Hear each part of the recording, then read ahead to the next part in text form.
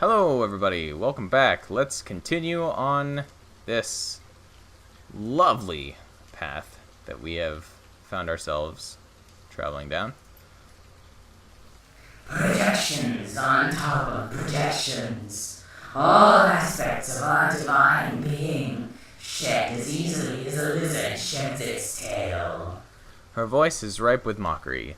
You cannot harm us, niece, but you have amused us. Kianya halts, her crowned head cocking to one side. Perhaps you are worthy of an audience after all. Perhaps. Her voice trails off and her head tilts upward. From behind you, you can hear the pounding sound of approaching footsteps. Hi? Oh. Hello, guys. As she falls into position behind you, Isabel's jaw drops open. Raymond Black steps forward, an expression of grim determination on his face. He is filled with determination, once again. That's her. She's real. She shrinks back as Kianya turns to face her. Her voice is full of awe and terror. I did this. I brought this creature here. He speaks in the grim tone of a man on his way to the gallows. His complexion has gone gray as ash. My fault. My responsibility. The Queen with 1,000 teeth cackles with glee. It has returned to us, the tunnel builder, the architect of my ascendancy. Ascendancy. The creature... I don't see the... Okay. The creature leans in toward Raymond, its spidery fingers weaving hypnotically. The thing's robes billow like a bell of a jellyfish, pulsing organically with the rhythm of a heartbeat. You will have a special place in our court, builder. You will stand by our side, exalted for all time, a living token of our unending rule, and an undying symbol of the folly of man. I have been a fool, yes. His hands clench into fists so tight that his knuckles go white. The skin on his face is flushed with the effort of fighting through the stammer jumbling his words. A great fool, but I will not be your slave. I will stop you. The Queen with 1,000 teeth leans forward, her movements full of alien grace. The gaping crescent of her mouth parts into a ghastly smile, and you can see rows upon rows of fangs. They run down her throat in overlapping layers, a bristling forest of glistening, sharpened enamel. Lovely. I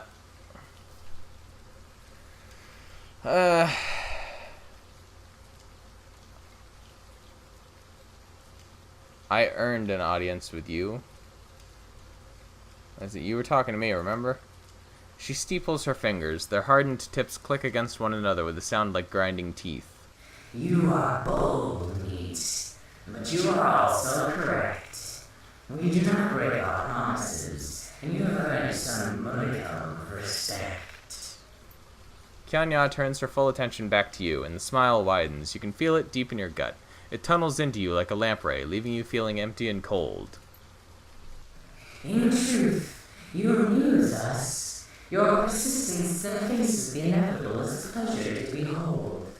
And so, we have decided to grant you a rare honor. We offer you a deal.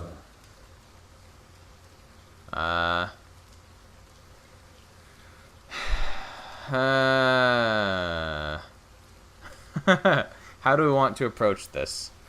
Do we want to humor her? Or do we want to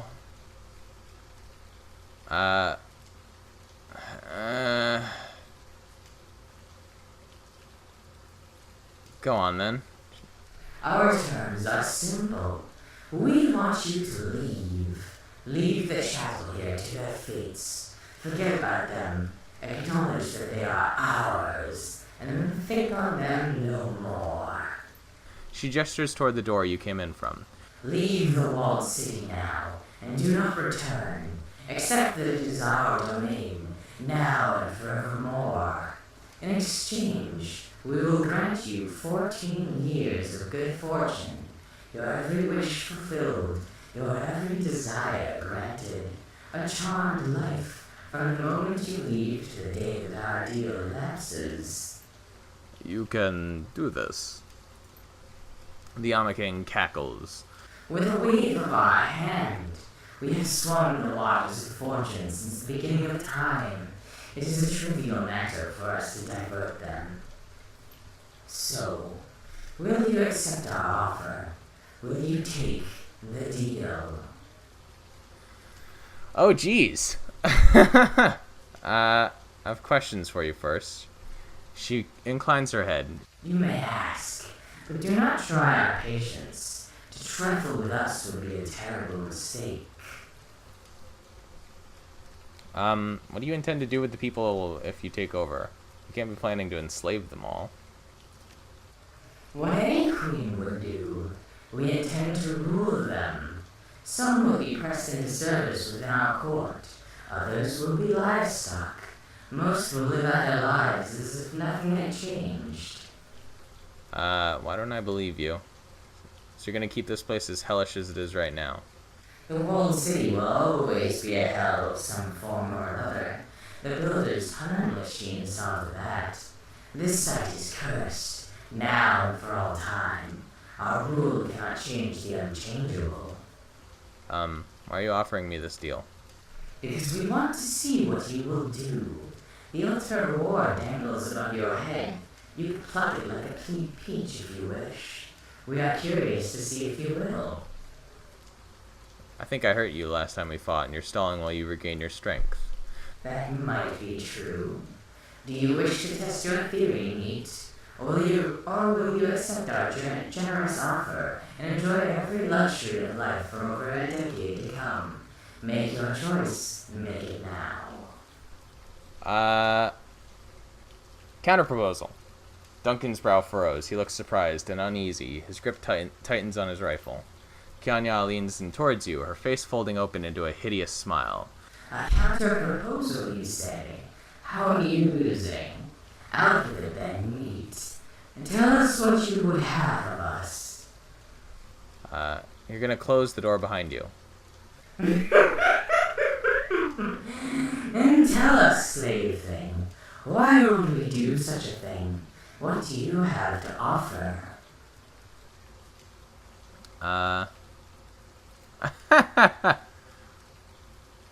Let's see. Tear open the tunnel that connects our two worlds, or I won't kill you.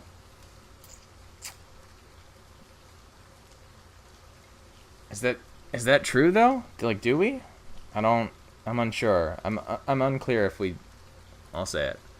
There's a long pause. A low growl emanates from the Yama King's throat. You would destroy yourself, Meat. Condemn every living soul in the city to torment unending. Gobbet raises an eyebrow. Seattle. The Queen with 1,000 teeth tilts her eyeless head, glowering at you. Her voice goes low and dangerous. Your ultimatum is meaningless, Meat. Opening the tunnel would not destroy us. It wouldn't even hurt us. You will take our offer or you will die. There is no other choice. Oh. Okay. Let the other Yama Kings...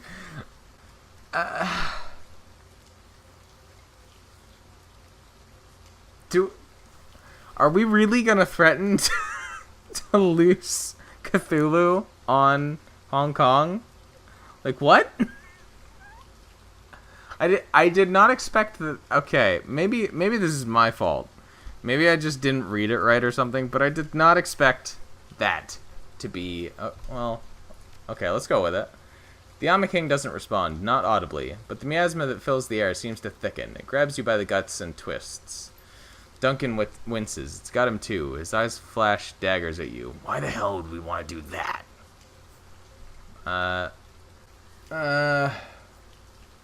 She wants... I mean... She's been keeping them out. Or... Oh, geez, these both seem like trash answers. I'm not sure this is the path that I wanted to actually go down. But,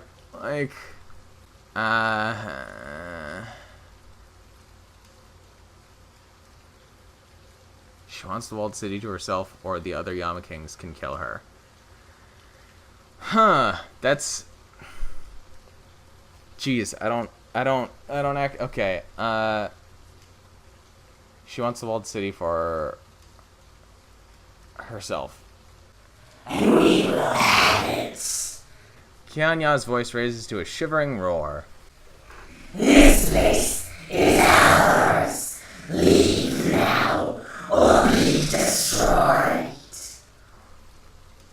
If it were that easy, you'd have done it already. Kianya stands statue still. I mean, not exactly. Looming over you like a colossus. Saliva drools down from the ridges and folds of her body. Waves of hate rolling off of her are almost palpable. I've already given you my ultimatum. Leave now or I'll open the tunnel. You cannot do this, Kira. I won't allow it. If you try, I will stop you. Kianya rears back, fangs bristling from alien flesh. Apparently, she's heard enough.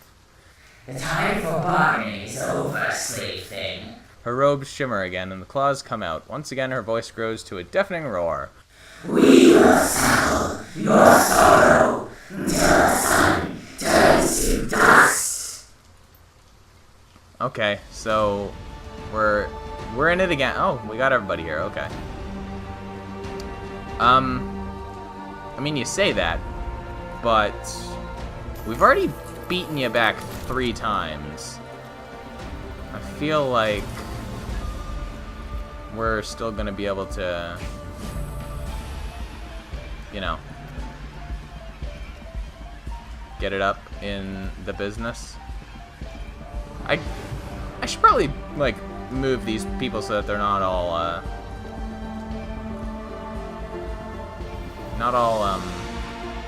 oh, that's your grenade launcher. Okay, cool. Remote mine. Okay.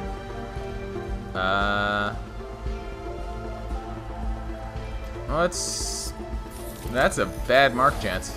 Sweet, it worked though. Book it. Do you have any?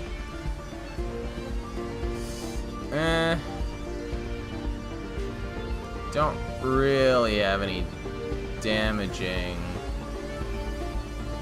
effects otherwise. How about you? What do you got? Cannot do AP damage. Just one of your abilities here. Ignores armor. That's not a bad chance to hit. Well, that was a bad chance to hit. Let's see. Dodge is reduced by 1. Take 2 to.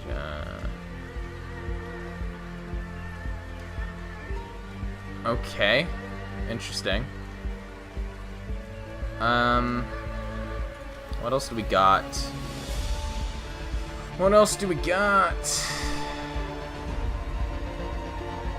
I want more in the way of armor damaging. Let's go with that. Bam. Bam. And then get you out of there. And then, well, all right. Hey. Saw. Well. Smack. Yeah, of course. No AP damage here, but that's fine. That's fine. Wow. 1 turn kill? Let's try it. That's probably not the best idea while they're all, like, stood up there. But 18. Take a shot with the shotgun. 16. Cool. Take a shot with the BAM! As you watch, the Alma King's broken carcass withers and dissipates. Seconds later, all that's left of her is a cloud of rancid mist. Huh. It was easier than I thought it'd be. Guess she was hurt worse than she let on, trying to trick us into taking a bad deal. Won't be long before she finishes licking her wounds and sends another. I believe you are correct. He points at a dingy terminal just in front of the towering machine. The control console is over there. We must move quickly. I wasn't really intending on opening it up, don't worry. Like, I wouldn't do that. Jeez. The fortune engine itself stands before you, an enormous, malevolent presence that fills the test chamber ahead. Raymond pushes forward, leaning in to study the control console with a look of determination on his face. I will close the rift. I just need... He bends over the terminal, frowning. His eyes dart from readout to readout. As you watch, the blood drains from his cheeks. What's wrong? Destroy the thing before she comes back. I can't. He gestures at the technical readouts on the Fortune Engine's monitor. There's a one-way flow of astral energy moving from the inner walled city through the tunnel. I know what it is. Gobbet wrinkles her nose and gets a faraway look. She sways for a moment and speaks as if in a dream. I can feel it too. The energy is coming from the people that she's feeding on. Their essence. Their spirits, for lack of a better word. She stays a while longer, a puzzled expression on her face. If I destroy the machine now, it will collapse the tunnel. All of those people will have the better part of their essence, what makes them who and what they are, trapped inside. With her, forever. Thousands of people condemned to an eternity with that parasitic thing. Do we have another option? Raymond squeezes his eyes shut, works it through. Yes, someone could enter the tunnel, close the rift safely. The people would be saved, restored to life in the real world. And we would be stuck there for eternity, right? What happens to the person in the tunnel? He stays there, forever, with her. His shoulders sag. There's no way out, once the tunnel is closed. There's a long pause as the assembled group digests Raymond's words. Duncan nods to himself, his jaw clenched. He pushes forward. I'll do it. Just tell me what buttons to press. The old man stares at the controls, cold fear washed across his face. No. If anyone is to do this, it must be me. His voice strengthens, and you can see the old fierceness rising from within, the iron will of your childhood. It will be me. Hang on a minute, Raymond. No, not Raymond. My name is Edward Sang, and I built this machine. I set this avalanche in motion, whether I meant to or not. It's my responsibility to stop it. He turns to you, a look of resignation on his face. This is what this is all about. What it's been about since the very beginning. Raymond, listen to me. You're too weak for this. Just tell me what to do. No, the Ama King could return at any moment. There's no time to teach you what to do in there. I must set things in motion. It must be me. He turns to you. Goodbye, Kira. He smiles sadly. Thank you for coming to Hong Kong. Thank you for coming when I called.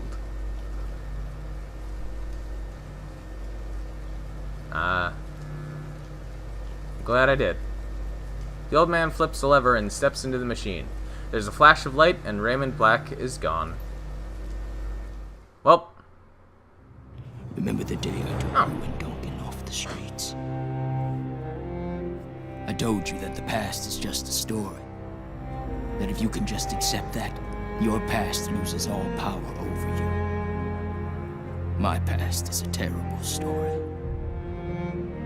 I didn't expect it to end with redemption. Ooh. We have an actual cutscene this time. I guess much like the beginning of the game. Sometimes the debts of the past can't be repaid. But we do what we can. I have done what I can to right my wrongs. And I accept the consequences. Look at all these... look at all this concept art. It's beautiful. It's beautiful. I love it. Cyberpunk cities are my jam.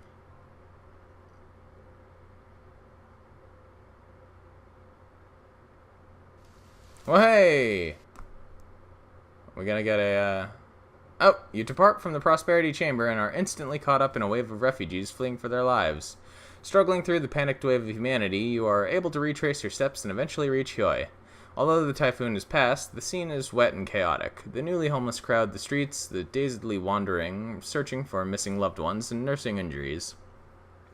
Relief workers are already on the scene, providing blankets and medical aid. Rescue personnel carry the stunned and wounded to safety. The entire area has been cordoned off by the HKPF, while knight-errant officers and a military peacekeeping force attempt to maintain order. So yeah, I take it we're going to have the same sort of like kind of post-game talkie bits that we had like in Dragonfall.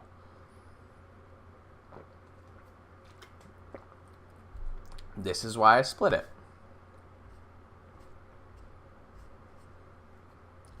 Not this particular loading screen, though. They certainly do have some lengthy loading screens in these games.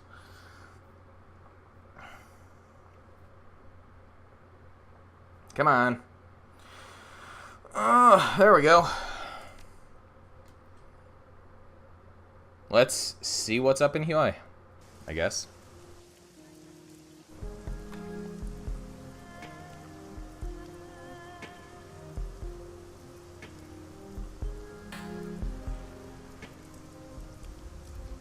There we go. You emerge from Kowloon walled city to bustling clusters of activity. Refugees huddling together, staring back at their lost homes. Government troops deploying from armored personnel carriers. News vans setting up remote camera feeds, while reporters scramble to find the right angle for their broadcasts. The air is electric with the threat of potential violence as panicked peacekeepers eye the growing crowd of evacuating poor. Gobbet's eyes dart furtively as she turtles her head between her shoulders. This place is hot. Cops are swarming the place, and the APB is still out on us. Try to blend into the crowd. Not the best time for sightseeing, Kira. This place is crawling with badges. Isabel lifts her nose towards a reporter, interviewing someone from inside the walled city. Looks like we get to see a show, though. That reporter already has his hooks in someone, hoping for a soundbite. The reporter wears a look of earnest concern, like a coat of cheap deodorant. And is that when you started running? Yeah, it was bad in there. Shooting, screaming. I was terrified. And what caused this, sir? Why are people flooding out of the walled city, injured and disoriented? Man stares at the scene around him, bewildered. It's like everyone's saying, some sort of chemical leak. Drug lab exploded or something, caused mass hallucinations. The reporter turns to the camera and pretends to check his notes. There you have it, Sonny. Our third report of mass hallucinations and violence caused by an explosion in an illegal drug lab. And while reports remain sketchy, it appears that street crime is again on the rise. He half turns and sweeps his arm over the scene. As you can see, it's still turmoil and confusion here as police and executive council peacekeepers respond to the emergency situation, attempting to maintain order. But in all this chaos, in the maze of poverty that is Kowloon Walled City, we may never know what really happened in there. Back to you in the studio, Sonny. The light on the news camera goes off and the reporter drops his facade. He ignores the bedraggled man beside him and begins packing up his equipment. After a moment, he sees you looking at him and turns to you with a scowl. What are you looking at?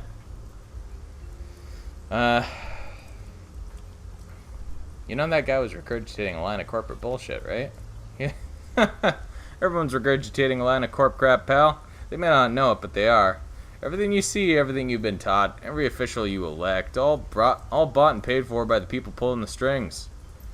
Yeah, well, no one's telling me what to think.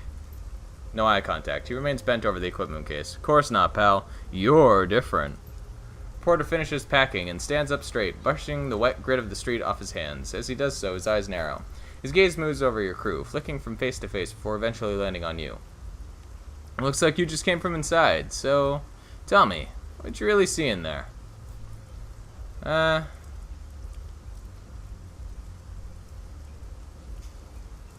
Mess that Josephine Sang never cleaned up.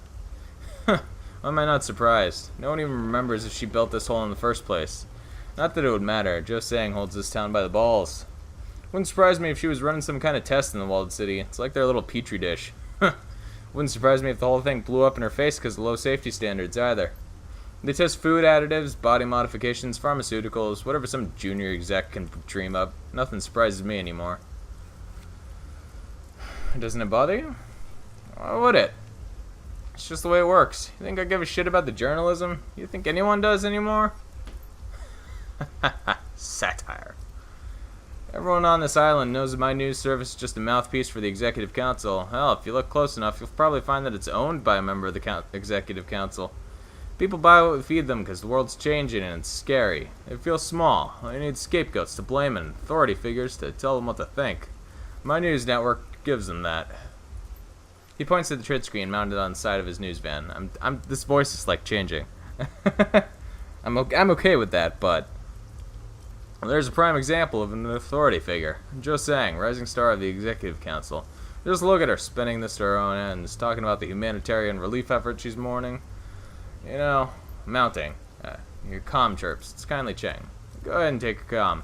I'm gonna go before this scene turns into some kind of riot. Usually does. Hi. I lost contact with the soldiers I sent into the walled city with you, and now these Sang assholes and government troops are all over the place. Get over here and tell me what the hell happened. What about the cops? Some mysterious benefactor lifted the APB on you. We'll talk more when you get here. I want to sleep for about a year. I'm heading back to the Defiance Cure. I could use some sack time too. I'll see you there. You better go talk to Auntie Seattle. Welp. Great. I wonder what this is. Tridio monitor displays a live feed from the network's newsroom. It's standard split-screen talking heads back and forth between a perky newscaster and a stately woman of... Oh, okay. I don't know if... blah, blah, blah, blah, blah. And if you're just joining us, we're talking live with Councilwoman Sang from her office in Prosperity Tower. Councilwoman, again, thank you for being here and to help us make sense out of the conflicting reports that we're getting out of Kowloon Walled City. The elderly woman nods with queenly composure. Thank you, Sonny. I only wish that we were speaking in happier times. Of course, madam, this is indeed a stressful day for the citizens of the Walled City, but who knows? The newscaster brightens, flashing her best smile money can buy. For one of them, it might be their lucky day. Stay tuned, because we're going to cut away shortly to this week's Gigaball, drawing where some lucky winner could walk away with almost 1 trillion nuyen.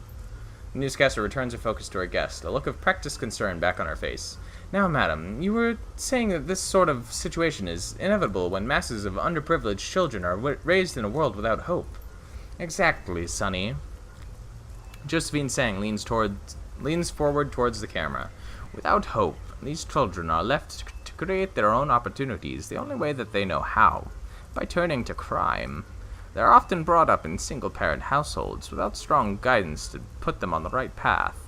They are surrounded by thugs and criminals, eager to put them to work in all manner of unsavory activities. It's events such as this one that call our attention to the plight of these poor, poor children. That's why today I call on my Executive Council colleagues to join with me in supporting a new project, Operation Hope. Under the auspices of this program, we will pull these children out of poverty and place them in loving, stable homes while their parents are rehabilitated, re-educated, and reinvigorated with a new sense of purpose. That sounds like a tremendous... It is, Sonny. It will cost billions of nuyen to support such a mammoth effort, but Sang Mechanical Services is ready to lead the way through our new charitable foundation, Sang for Hope. It's time for us to give back to the community and... The newscaster puts her finger to her ear. Madam Councilwoman, I'm afraid I need to cut you off there. As always, you're doing amazing work for the people of Hong Kong, but it's time for the Gigaball! Of course.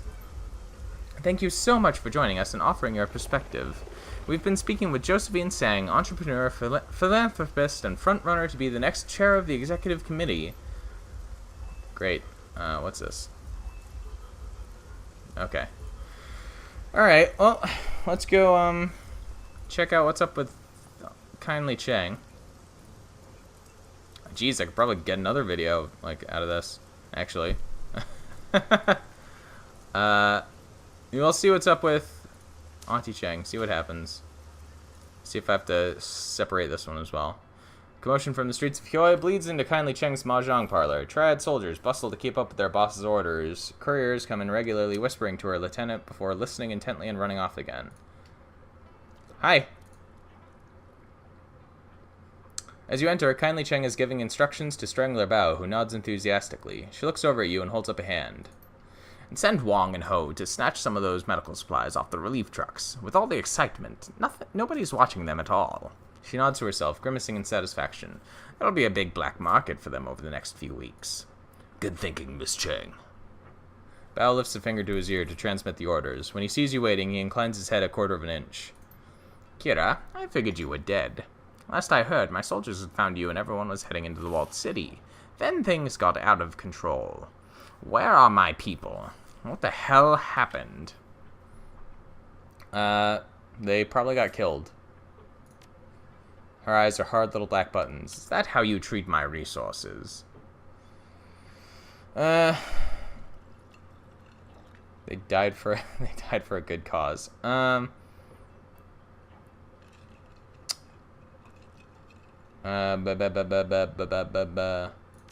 sure. She takes another drag off her cigar, exhales the smoke through her nose. They'd better be. They were expendable, not unlimited. She taps her ash onto the floor. Well, they knew the risks. They had a shot at moving up, and they missed. Forget them. I've got bigger problems, like customers and tenants streaming out of the walled city, screaming for their lives. Like the HKPF and those Sang security shitheels swarming the place. She drops the stub of her cigar in an ashtray. Now tell me what happened in the walled city, or do I have to get an acetylene torch and ask nicely? Raymond Black accidentally summoned a demon god. We had to put her down. What kind? Kianya, the queen with 1,000 teeth. Never heard of her. She picks up her bottle of foul spirits and studies the label. Her rusty, mean voice drops low. But I know the Yama Kings. My grandmother used to try to scare me with stories about them. I guess she thought she was teaching me something by scaring the shit out of me. I remember one Yama specifically. Fu Mang, the serpent of the setting sun. Oh, yes. Fu Mang promised wealth and influence for those willing to do what was necessary to take it. The story of Fu Mang spoke to me. All he asked for in return were 44 hearts pulled from the chests of those closest to you, while they were still alive. Hearts from random victims wouldn't do, so those who took Fu Mang's bargain would befriend others before taking their hearts, turning their entire network into a list of victims. Yes, Fu Mang spoke to me, but I didn't listen. Strangler Bao leans in, his finger to his ear. My apologies, Mrs. Chang, but one of the men you sent in with the runners into the walled city is still alive. He stumbled into Wong and Ho as they were pulling medical supplies off a lorry. Cheng turns to you with an edge in her voice. At least one came back alive. Bao lowers his head, listens to his earpiece again. Our man says the Wong Lun Fat's dead. He got shot up by the HKPF inside the walled city. Bao lifts his head and makes eye contact with the Triad boss. He's almost salivating with avarice. Our man saw it with his own eyes, Miss Chang. Is that good news? It's delicious, my darling. Wong Lun Fat was my superior in the Yellow Lotus, a 438. Her black button eyes sparkle with satisfaction born of malice. He was also a pig. Tell our friend Kira what this means, Mr. Bao. A wolfish smile spreads across her face, and her eyes squeeze into crescent moons of pleasure. And say it slow so that I can savor it. The death of Wong Lun Fat has opened a spot for you to move up, madam. You could be the next 438. Bao smiles. The effect is chilling. Gods help those who seize opportunities. Mr. Bao, put every man we have on this. Spread the word. Kindly Cheng says all debts to the Yellow Lotus are suspended for citizens of the walled city until order is restored. And no interest will compound either. Tell them that I have medical supplies too, and there will be no charge for them until the crisis is over. Things seem to be going your way. They do indeed, my sweet. I may not have brought Josephine Sang down, but I've got my career going again. She grabs her bottle and unscrews the cap with her thumb. Your career too, Mr. Bao. You'll be my new straw sandal. Good partners support one another. You've proven that, Mrs. Chang. This calls for a drink. The soon-to-be 438 pours 2 shots and the stink of kerosene stabs your nose like switchblade. She holds a glass to Bao, touches it with her own, and holds it there. Your loyalty and clear-headedness have proven immensely valuable, Mr. Bao. You are an effective ally, and I wish you great wealth and good fortune. They down the foul substance in one gulp. Looks like you two are moving up in the world. Yes, and it appears your fortune is changing too, Kira. She pours herself another drink and leaves it sitting on the table. Remember, you have a mysterious benefactor, the one who lifted the APB on you. Any idea who that might be? I don't have a clue, and I must admit that bothers me. It must be somebody powerful. I can't imagine it was Josephine Sang. After all, what would her motivation be? It's got to be someone else. Not like I made a lot of friends since we hit town. I'll tap my network, find out if I can. She pulls out another thin black cigar. But that's for later. I'm missing an entire piece of your story, my darling. What happened at Prosperity Tower? Did you rescue Raymond Black? Did his mother wipe his memory?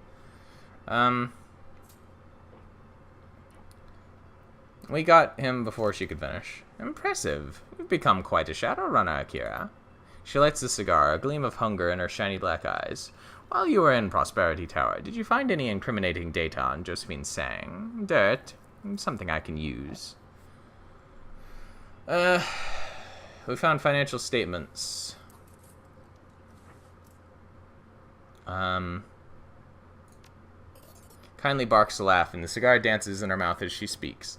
Now, I can take that dried-up old bitch to the mat. Triad Boss pulls out a cred stick and tosses it to you. The number on the data readout's big, more than twice the payout of a single Shadowrun. With this, Josephine Sang's days on the Executive Council are numbered. Now it appears that my fortunes have truly changed. She pours 2 more shots from her reeking bottle. Our partnership has become quite enriching, Kira. She raises her glass. To my new number 1 Shadowrunner, may our partnership continue to bear fruit. Let's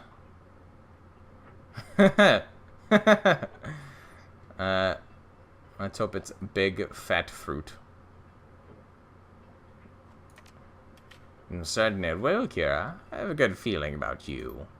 She watches you drink, smiling her serpentine smile. Then she downs her glass in one swallow and licks the rim. Before I get back to business, I must know, how did you go from rescuing Raymond Black to the walled city vomiting people?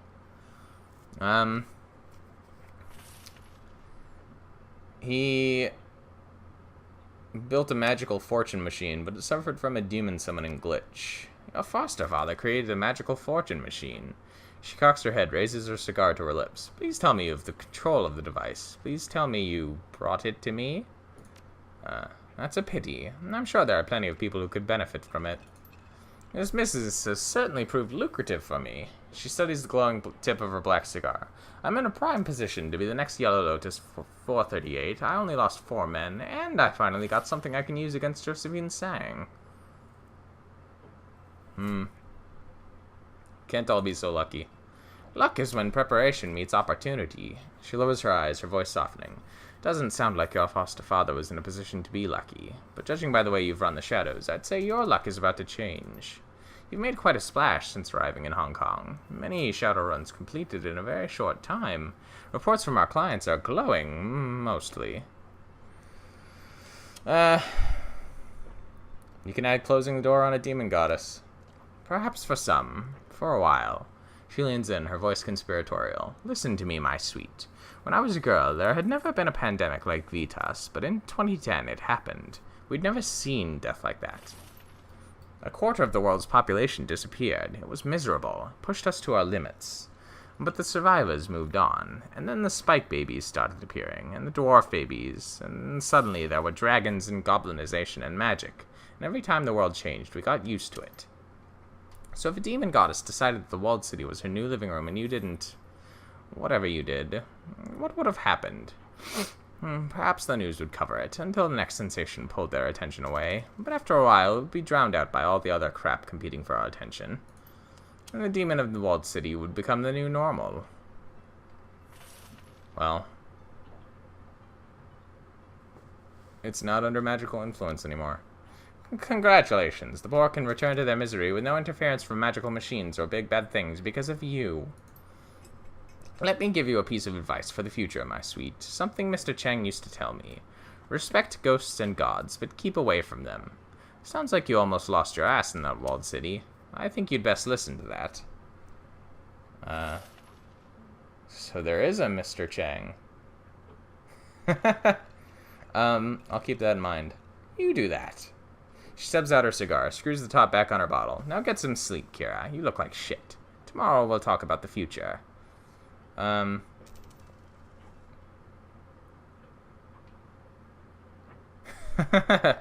sounds good. She doesn't respond. She's already moved on. Bow, what's the status on those medical supplies? Okay. Well, it looks like we're gonna have an extra long video anyway. Meh. I could probably split this one, I guess. I don't know. Should I? Scene on the Defiance is quiet, save for the sounds of eating. The crew is crowded around Gobbet's electric hot plate. Her cast iron pot simmers on top, and they hold bowls of soup in their hands. You recognize the smell: chicken-style soya broth, elbow macaroni, tinned ham, and a heaping scoop of egg-flavored mycoprotein. The mood is somber. Thought you were all going to bed.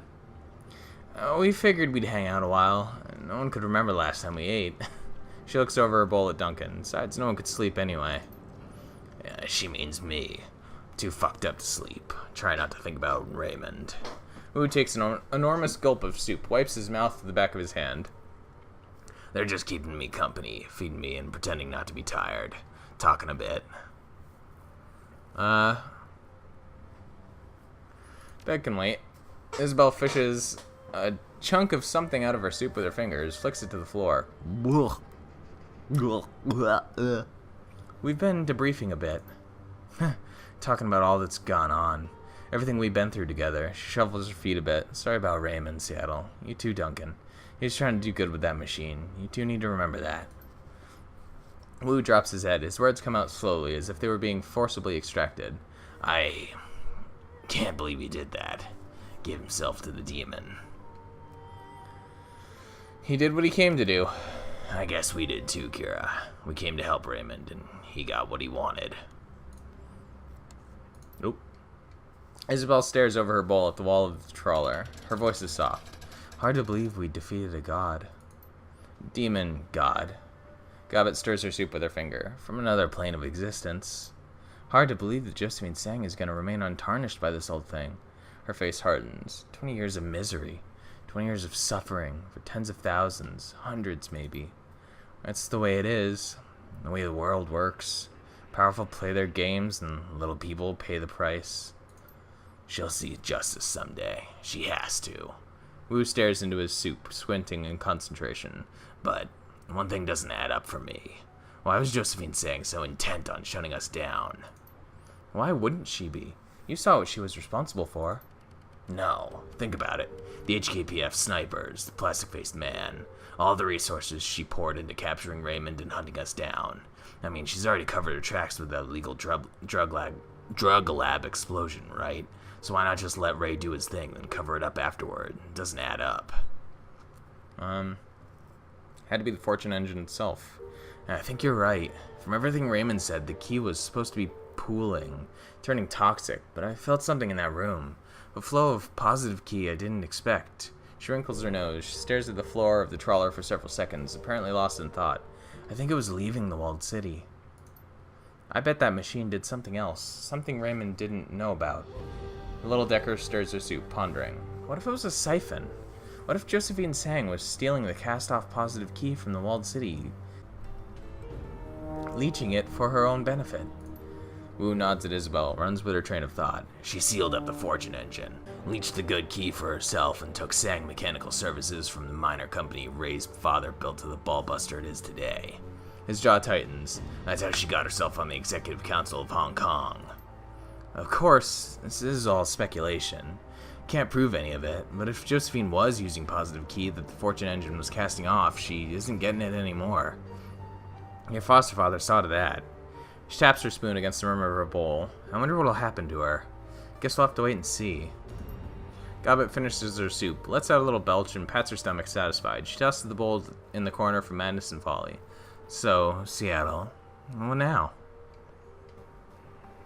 Now bed.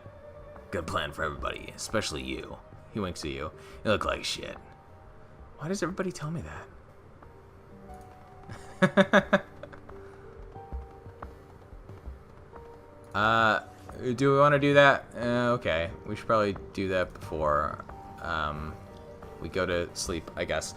Well, okay. This is gonna... Okay, I'm gonna call it here. Because this is a long episode, but we're gonna have a lot of text coming up, I imagine. So, yeah, I'm gonna call it here, and then next time we're gonna have... Presumably, this seems pretty final, so... yeah. So that we killed Cthulhu. Cool. I mean, well, we punched Cthulhu at least, and don't know about killing, but yeah. So thank you all for watching, and I will see you on the next episode. Bye!